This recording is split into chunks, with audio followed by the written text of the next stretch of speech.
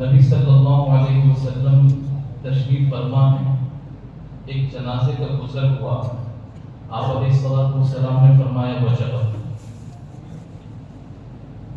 ایک اور جنازے کا گزر ہوا، آپ نے فرمایا وجبت۔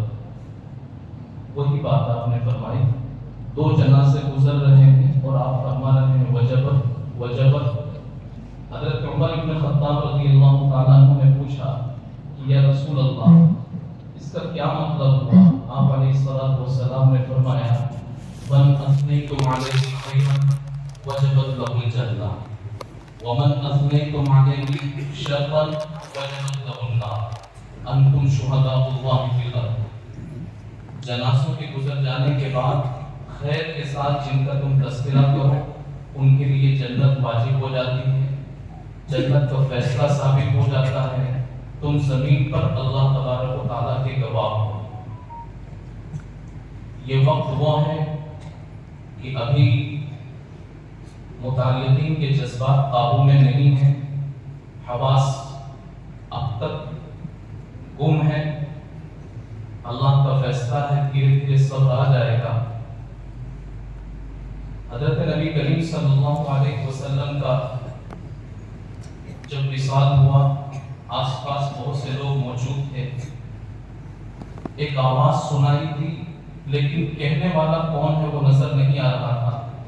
آواز تھی السلام علیکم اہل البیت ورحمۃ اللہ وبرکاتہ، ان فی اللہ عزاء من کل مصیبت وخلفا من کل ہالک وترکا من کل فائق فباللہ فاتقوا وإیاہ فارجوا فإنما المصاب من حرم الثواب۔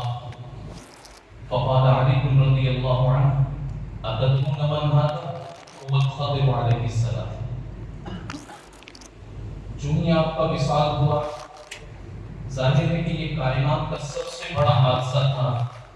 جب روح کائنات کی گویا دنیا سے نکل رہی تھی، یہ کائنات کا سب سے بڑا حادثہ تھا، امت کو تسلی دینی تھی، اس لیے ایک آواز آئی کہ اللہ تبارک و تعالیٰ کے دین میں تم سب کے لیے مصیبت کا سامان ہے، اور دنیا میں جو فنا ہو جائے، ہلاک ہو جائے، اس کا کچھ نہ کچھ بدل اللہ تبارک و تعالیٰ کی طرف سے ضرور موجود ہوتا ہے۔ جو فوت ہو جائے اس کے تدارک کا انتظام اللہ کی طرف سے ہوتا ہے۔ سو تم اللہ کے واسطے سے ہی اللہ سے ڈرو، اللہ سے امیدوار رہو۔ اصل مصیبت زدہ تو وہ ہے کہ جس کو ثواب سے محروم کر دیا گیا ہو۔ مومن کو اگر کانٹا بھی چبھتا ہے تو اس پر صدقے کا ثواب ملتا ہے، اور یہ تو اتنا زبردست حادثہ پیش آیا کہ اس حادثے کے بعد ہر ایک پریشان اور غمزدہ ہے۔ اللہ کے کیا راز ہیں اس میں وہ اللہ ہی جانتے ہیں، لیکن اتنا ضرور ہے کہ اللہ اس امت کو اور امت کے خدام کو اللہ لاوارث نہیں چھوڑیں گے، ان کا کوئی نہ کوئی بدل ضرور اللہ تبارک و تعالیٰ عطا فرمائیں گے۔ ان کی جو خوبیاں ہیں وہ خوبیاں ہمیں اپنی زندگی میں شامل کرنی چاہیے۔ ایک دو بات کہہ کر کے میں صرف اپنی بات ختم کروں گا۔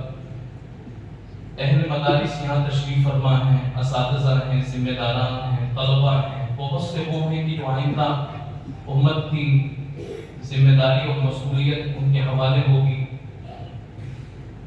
حضرت ایک مرتبہ متعدد مرتبہ دارالعلوم پوکھرن تشریف لائے، ایک مرتبہ بڑی طویل مجلس حضرت کی ہوئی، میں بھی اس میں موجود تھا، رات میں تقریباً 2:15 بجے تک وہ مجلس چل رہی تھی۔ اس میں حضرت نے اپنی زندگی سے متعلق ایک بات بیان فرمائی۔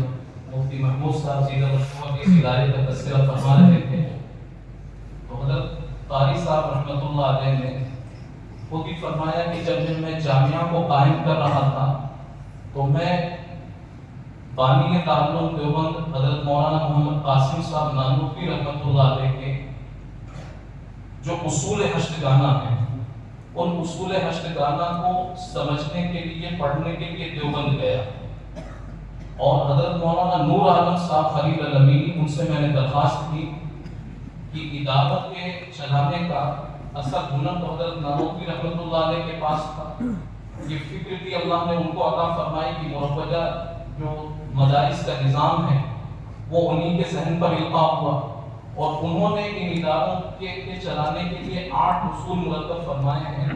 یہ 8 اصول مجھے سمجھاتی تھی حضرت مولانا نوران الخلیل الامینی رحمۃ اللہ علیہ. ان کے پاس حضرت قاری صاحب گئے اور اصول ہشتگانہ کو سبق کے طور پر ایک ایک اصل کو پڑھا, سمجھا, اچھی طریقے سے اس کی تشریح حاصل کی, یہاں تشریف لے آئے.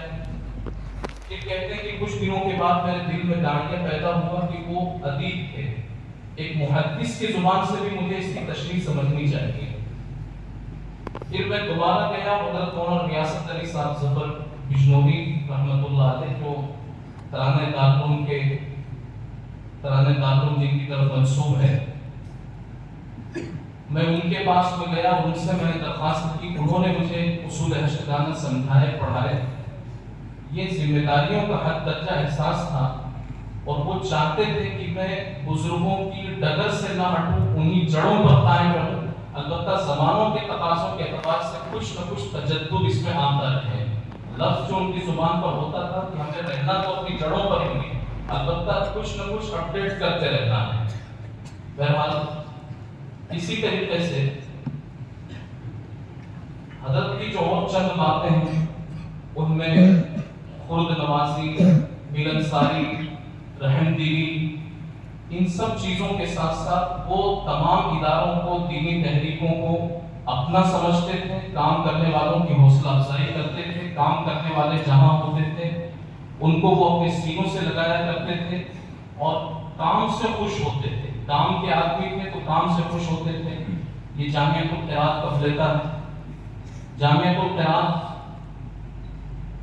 یا امن انگلش میڈیم اسکول ہو یا اسی طریقے سے ان کا گاڑی ہاسپٹل ہو, یہ 3 بڑے نمونے وہ دنیا کے سامنے پیش کر کے گئے کہ کام کرنے کا یہ نہج ہوتا ہے, کام کرنے کا یہ طریقہ ہوتا ہے.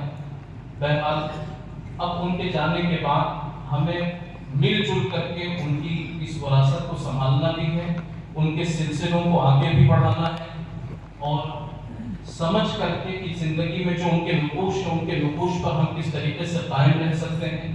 دنیا بھر میں انہوں نے اپنے تلامذہ, اپنے چاہنے والوں, اپنے تربیت یافتگان کا ایک طویل سلسلہ چھوڑا ہے. انشاءاللہ العزیز جو کام کی شروعات حضرت قاری صاحب نے کی ہے وہ کام کبھی رکے گا نہیں, وہ کام چلتا ہی رہے گا.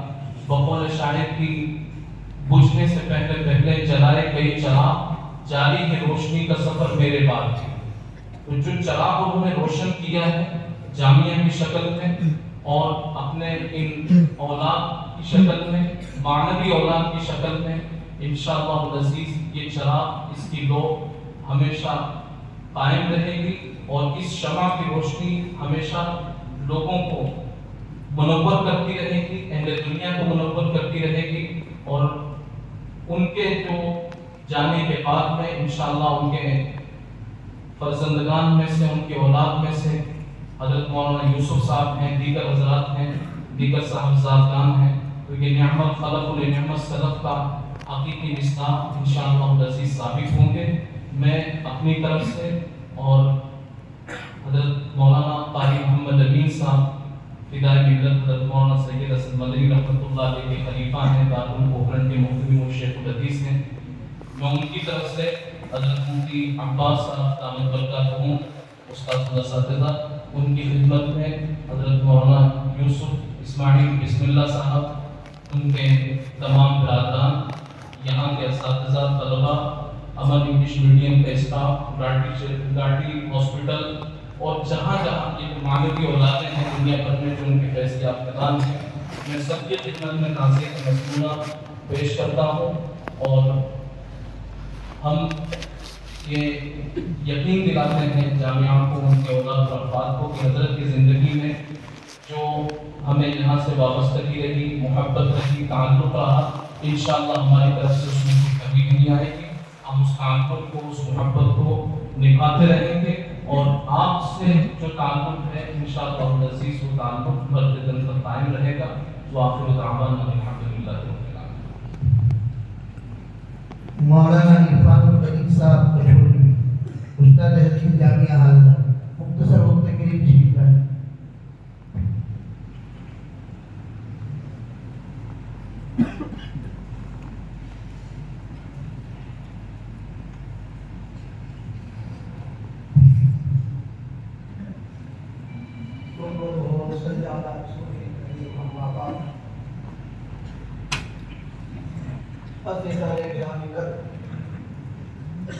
باتیں تو بہت ساری ہیں، وقت بہت قلیل ہے، ایک دو بات کو سمجھنے کی کوشش کروں گا۔ اس ادارے میں بندہ عاجز 1997 میں درجہ حفظ میں داخل ہوا۔ سن 2008 میں یہیں سے بحمد اللہ تعالی تعلیمی سلسلہ ایک درس نظامی مکمل کیا۔ اللہ کا کتنا شکر ادا کم ہے کہ 2009 سے تاحال بندہ یہیں پر اللہ کے فضل و احسان سے خدمت دے رہا ہے۔ دعا کرتا ہوں اللہ رب العزت دادم حیات اسی خدمت میں باقی رکھے، اسی جگہ پر باقی رکھے۔ اس بات پر مجھے ایک بات یاد آئی، کسی وجہ سے حضرت مدیر جامعہ رحمت اللہ علیہ کے پاس جانا ہوا، مختصر سا معاملہ ہوا تھا۔ اس موقع پر انہوں نے دردِ سے فرمایا میری ایک بات کے جواب میں، تم کیوں یہ سوچتے ہو کہ تم کو یہاں سے جانا ہے؟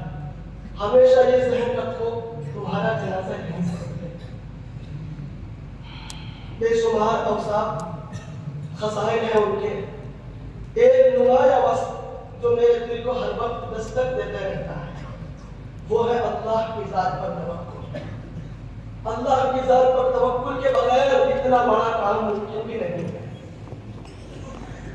اکثر فرمایا کرتے تھے مدرسہ تو اللہ چلاتا ہے، ہم تو صرف اسباب کے درجے میں ہیں۔